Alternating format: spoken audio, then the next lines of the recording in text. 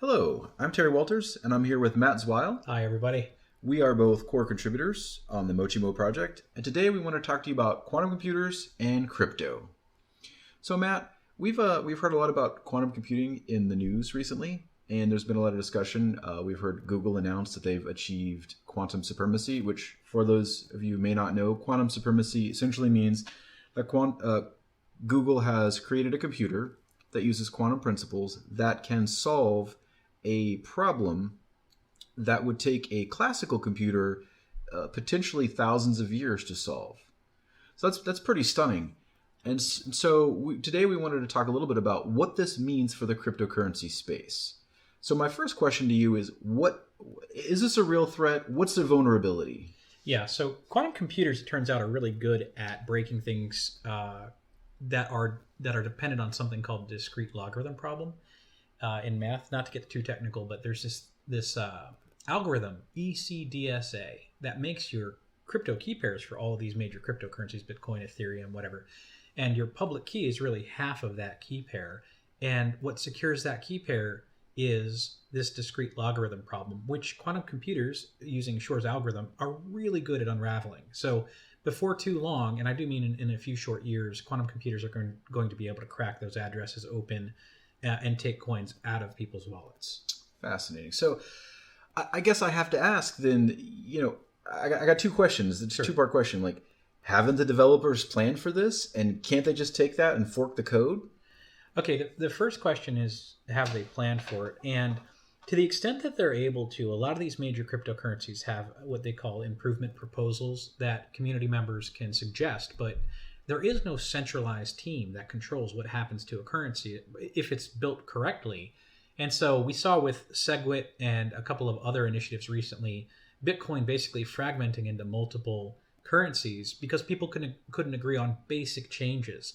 We're talking about a change that changes every single address in the entire ledger of a Bitcoin, of an Ethereum, Monero, all of them. The idea that they can just do that, to your second question, to create a fork and fix the issue is next to impossible logistically, just because of how you have to get every single person who has a coin on that system to use the new algorithm. So I don't think that the forks are really going to happen. And if they do, I think they're likely to split the coin into multiple directions as different people decide that they know what the best thing is for the currency. So the developers did plan this process, but they couldn't have envisioned changing something as fundamental as every single address in their ledger and the algorithms that are allowed to secure those. I don't think that's happening.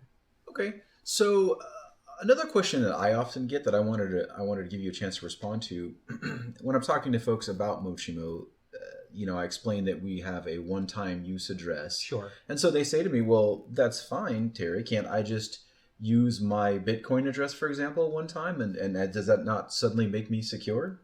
Yeah, that's interesting. Like, we have this thing called a tag on Mochimo's network that represents you.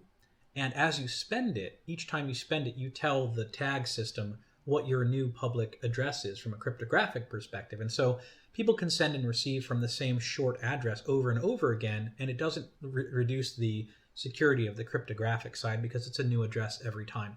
Bitcoin and Ethereum and these other systems did not develop something like that. And so while you could just not reuse your Bitcoin address, for example, never exposing your public key, what that means is you can only ever spend your address one time before you have to update the entire world about what your new address is. It creates a huge usability issue, particularly for vendors. So yes, in principle, you could do that, but it would break down the usability of a system that already struggles from usability issues, for example, because of their lack of transaction throughput. So, just a little plug for Mochimo. We've solved that too. Check us out. No, but so basically, yes and no. If you want to not reuse your address, you can do that, but that just means that essentially Bitcoin becomes a cold wallet only system. I see. And that's not going to work for anybody. Okay, so I've got one more question for you. And it's, there's been this discussion about quantum computers and how it relates to crypto. Right. But invariably when I have this conversation with others, they start to have questions about, well, what does this mean for my current banking? What does this mean for my email? What does this mean for all these other things? Should they be concerned?